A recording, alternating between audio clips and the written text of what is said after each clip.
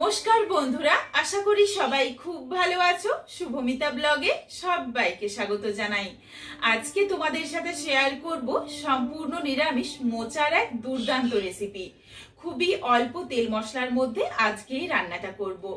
যেমনই সুস্বাদু হবে তেমনই কিন্তু স্বাস্থ্যকর এই রেসিপিটা। মোচা তো অনেকভাবে বানিয়েছো, তবে তোমাদের কাছে আমার একটাই অনুরোধ রইল, বাড়িতে অবশ্যই একবার হলেও মোচা এইভাবে রান্না করে দেখো। তারপর আমায় কমেন্ট করে জানিও রেসিপিটা তোমাদের কেমন লাগলো। তাহলে চলো বন্ধুরা, রেসিপিটা দেখে নেওয়া যাক। রেসিপিটা কেউ স্কিপ করো না। স্কিপ করলে আমি কি পদ্ধতিতে রেসিপিটা বানালাম বা কি কি মশলার অ্যাড করলাম সেটা তোমরা মিস করে যাবে।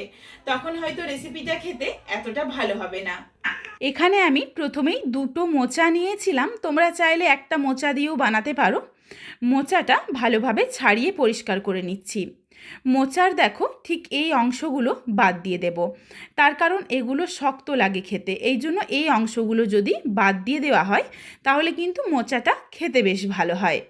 এখানে আমি নারকেল দিচ্ছি, তার কারণ নিরামিষ তো, নিরামিষে নারকেল দিলে কিন্তু খেতে বেশ ভালো লাগে। এদিকে দেখো মোচাটা পুরোটাই ছাড়িয়ে পরিষ্কার করে নিয়েছি। শক্ত অংশ দুটো ফেলে দিলাম, ঠিক এইগুলো। আর এরপর দেখো একটা বাটিতে কিছুটা পরিমাণে জল নিয়েছিলাম, জলের মধ্যে হাফ চামচ লবণ আর হলুদের গুঁড়ো দিয়ে দিয়েছি। এরপর মোচাগুলো একটু ছোট ছোট টুকরো করে কেটে এই লবণ হলুদ দেওয়া জলের মধ্যে প্রায় একটু 10-15 মিনিটের মতো ভিজিয়ে রাখবো, যাতে এর কালো যেই কষটা থাকে সেটা বেরিয়ে যায়। তাহলে কিন্তু মোচা রান্না করার পর সুন্দর একটা কালার হবে। কিছুক্ষণ ভিজিয়ে রেখেছিলাম, এরপর ভালোভাবে জলটা ঢেলে নিয়েছি ঝুড়িতে। এরপর ধুয়ে নিচ্ছি মোচাটা। মোচা ধোয়া হয়ে গেলে এরপর প্রেসার কুকারে কিছুটা জল নিয়েছি অল্প পরিমাণে। জলের মধ্যে দিয়েছি স্বাদ অনুযায়ী লবণ আর অল্প একটু হলুদের গুঁড়ো। এরপর কেটে ধুয়ে জল ঝরিয়ে রাখা মোচাটা দিয়ে দিলাম। এর সাথেই এক মুঠো কাঁচা ছোলা ভেজানো দিয়ে দিচ্ছি। তোমরা চাইলে কিন্তু ছোলার ডালটাও দিতে পারো।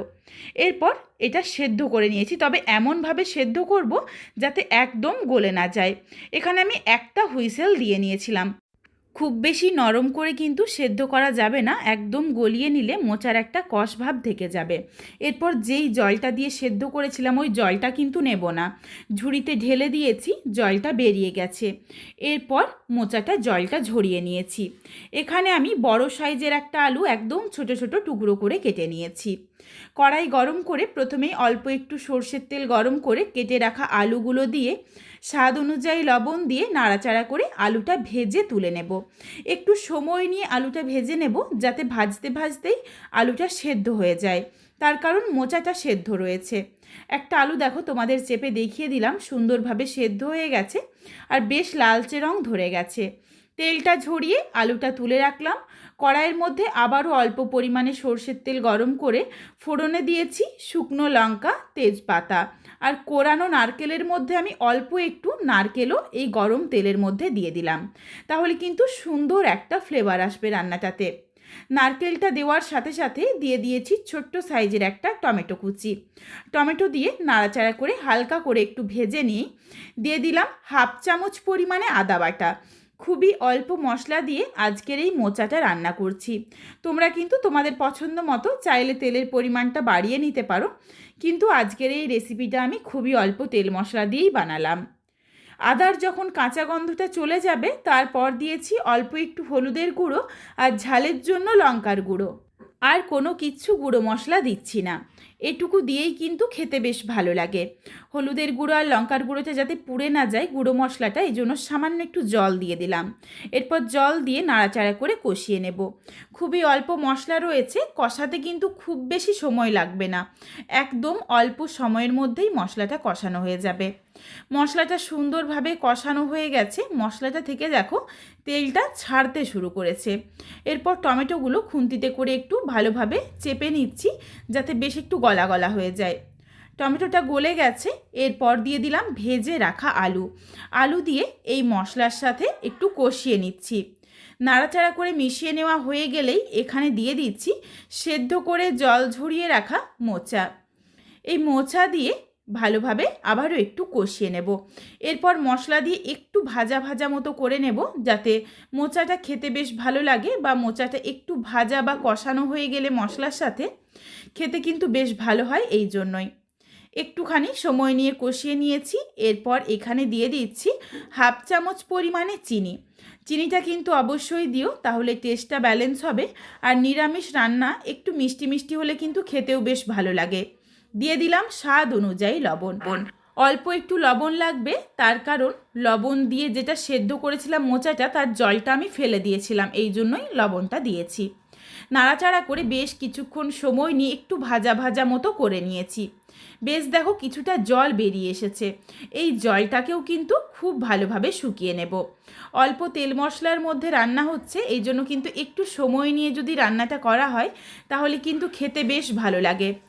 লবণ আর চিনি দেওয়ার জন্য বেশ কিছুটা জল বেরিয়েছিল, সেই জলটা খুব ভালোভাবে শুকিয়ে নিয়েছি আর একদম ভাজা ভাজা মতো করে নিয়েছি বা শুকনো শুকনো। এরপর দিয়ে দিলাম 2টো চেরা পাকা লঙ্কা, তোমরা কাঁচা লঙ্কাও দিতে পারো, কোনো অসুবিধে নেই। আর খুবই অল্প পরিমাণে জল দিয়েছি। এই রান্নাটা কিন্তু একটু শুকনো শুকনো করেই বানাবো, তাহলে খেতে বেশি ভালো লাগবে।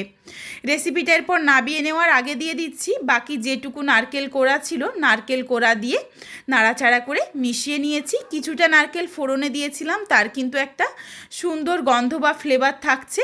আর শেষে অল্প একটু নারকেল দিয়ে প্রায় 1-2 মিনিট মতো একটু ভালোভাবে রান্নাটা করে নিয়েছি। আলুগুলোকে একটু খুন্তিতে করে চেপে নিয়েছি, বেশ দেখো মাখো মাখো হয়ে গেছে।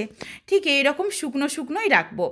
এরপর রেসিপিটা নাবিয়ে নেব। নাবিয়ে নেওয়ার আগে দিয়ে দিলাম 1 চামচ পরিমাণে ঘি দিয়ে নাড়াচাড়া করে মিশিয়ে নিয়েছি। এরপর নাবিয়ে নিচ্ছি। আর কিন্তু বেশি সময় নিয়ে রান্নাটা করা যাবে না, তাহলে ঘিয়ের ফ্লেভারটা নষ্ট হয়ে যাবে। তোমরা যদি চাও তাহলে সামান্য একটু গরম মশলা গুঁড়োও কিন্তু দিতে পারো, কোনো অসুবিধে হবে না। কিন্তু আমার মনে হয় কোরানো নারকেলের যে একটা সুন্দর গন্ধ থাকে, তার সাথে ঘি দিলেই ভালো লাগবে। এই জন্য আর গুঁড়ো গরম মশলারও আমি ব্যবহার করিনি, নাবিয়ে নিয়েছি। বন্ধুরা, তোমরা কিন্তু বাড়িতে অবশ্যই একবার হলেও একদমই সহজ ঘরোয়া পদ্ধতিতে নিরামিষ মোচা এইভাবে রান্না করো। আশা করছি তোমাদের ভালো লাগবে। একদমই আমাদের প্রত্যেকেরই একটা জানা রেসিপি। আমি যেইভাবে বানাই আজকে সেটাই তোমাদের সাথে শেয়ার করলাম। আশা করছি রেসিপিটা তোমাদের ভালো লেগেছে। আর যদি রেসিপিটা ভালো লাগে তাহলে লাইক করো, শেয়ার করে বন্ধুদের দেখার সুযোগ করে দিও। তোমরা যদি আরও এইরকম নিত্য নতুন ঘরোয়া রেসিপি পেতে চাও তাহলে অবশ্যই আমার চ্যানেলটিকে সাবস্ক্রাইব করে পাশে থাকা বেলটি অন করে অল নোটিফিকেশন অন করে দিও, যাতে আমার প্রত্যেকটা রেসিপির নোটিফিকেশন সবার প্রথমে তোমাদের কাছে পৌঁছে যায়। আবারও খুব শীঘ্রই হাজির হচ্ছি নতুন কোনো এক ঘরোয়া রেসিপি নিয়ে। পরবর্তী রেসিপি দেখার আমন্ত্রণ রইল। পুরো ভিডিওটা দেখার জন্য অনেক অনেক ধন্যবাদ। তাহলে আজকে আসি, সবাই ভালো থেকো, সুস্থ থেকো। শীঘ্রই দেখা হচ্ছে কিন্তু নতুন কোনো এক ঘরোয়া রেসিপির সাথে।